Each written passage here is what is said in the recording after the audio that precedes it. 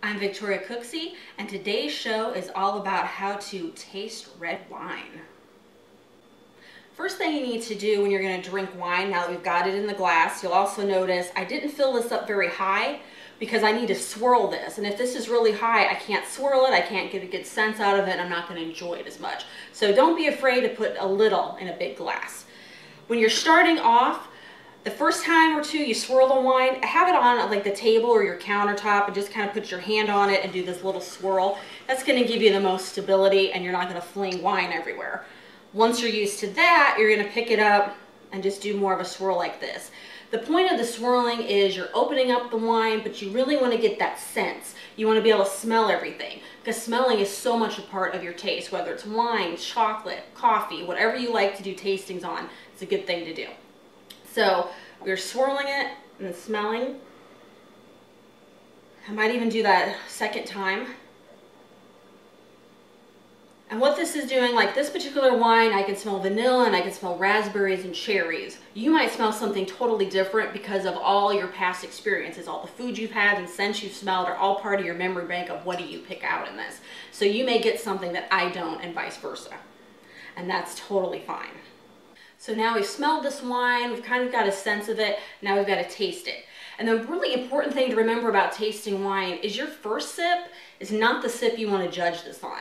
The first sip's going to be a little shocking to your system, it might taste sour or acidic and you're going to go, ugh. But you've really got to get to sip number 2 or 3 to really know if you like this wine or not.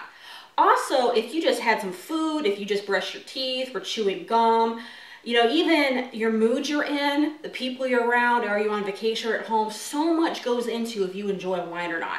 So again, go to that second or third sip before you judge it. So I've already done my swirl and sniff. Now I'm going to taste. Now if I just go like this, that was the tiny little taste. I'm not going to get much of it. It's not coating my palate. I'm not picking stuff up. I really want to get this in there because the more I get the wine in there and moving around, the more it's coating my mouth and the more I'm going to pick up these flavors. So you really almost want to think a little closer to like a tablespoon even of liquid. So I'm going to go ahead. Now that was just a swallow and I'm not going to get as much. So what you need to do is a swish. So now I'm going to show you that swish.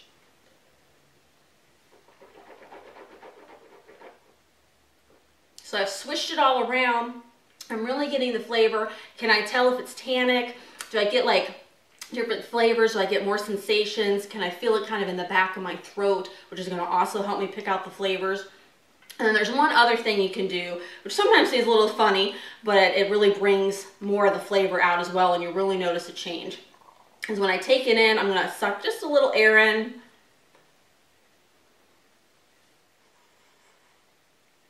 Wow, that really opens it up and I can really feel it all the way back. That totally changes the flavor. So that's the main things you need to remember. Swirl it, sniff it, taste it, get a good taste, swirl it around, suck in a little bit of air, and definitely go over that second or third sip before you decide if you like this one or not. On a quick note, let's kind of talk about you're having a party.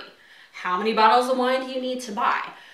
If you're kind of doing these small pours that are really more correct, where you're going to be able to swirl and sniff and taste really well, you should get 5 to 6 glasses out of your bottle. If you're only getting like 3 or 4, you're pouring way too heavy. So kind of plan on at least 5 glasses a bottle, and that should help you plan how many bottles you need. The very last point I want to touch on is, okay, it's the end of the night. I've got half this bottle of wine left. What do I do with it? Well, from the moment you open this bottle, it's like a ticking time bomb, and it wants to become vinegar with all the oxygen getting into it, which might be good on a salad, but not good in your glass the next day. So one thing you can really try to save it is stick that cork back in as far as you can and stick it in your refrigerator. And then the next day get it out, let it come to room temperature before you drink it. Because if wine's really cold, you're not going to really get the good taste, especially in red wine. So let it come to room temperature and then go ahead and drink it. That usually works, but it doesn't always. Just depends how long this was open, how you store it, etc. But the real truth is, just drink the damn wine.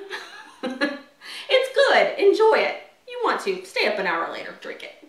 If you enjoyed this video, be sure to check out my video on how to open a bottle of red wine and also my video on how to open a bottle of sparkling wine. You can also follow me at Victoria C. Random on Twitter. You can follow me on Facebook at Victoria Cooksey's Random Dish. Check out my comedy cooking show, which is also called Victoria Cooksey's Random Dish.